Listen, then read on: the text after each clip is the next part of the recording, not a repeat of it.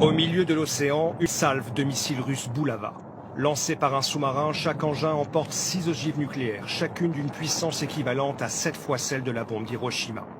Ces dernières années, le ministère de la Défense russe multiplie les opérations de communication comme celle-ci pour rappeler au monde que la Russie reste le pays disposant du plus grand arsenal nucléaire. Presque 6 000 ogives, devant les États-Unis. La Chine et la France disposent d'environ 300 têtes. Pour lancer ces missiles nucléaires, la Russie dispose d'un arsenal récemment modernisé. Des bombardiers Tupolev, des sous-marins furtifs et des missiles balistiques qui peuvent être tirés depuis des silos ou des unités mobiles. Le missile SS-27, par exemple, peut atteindre n'importe quelle cible dans le monde. Son temps de vol est de 10 à 30 minutes et son rayon d'action dépasse 11 000 km.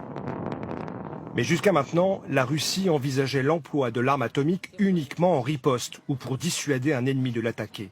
La mise en alerte décidée par Vladimir Poutine marque un tournant. C'est quand même inquiétant parce qu'on voit Vladimir Poutine brandir l'arme nucléaire non pas dans une logique de dissuasion. Dissuader, c'est empêcher quelqu'un de passer à l'acte. Or, personne ne menace d'attaquer la Russie, mais dans une logique de coercition, d'intimidation. Ces dernières années, les évolutions techniques ont permis de moduler la puissance des armes nucléaires, poussant Américains et Russes à envisager un emploi sur le champ de bataille.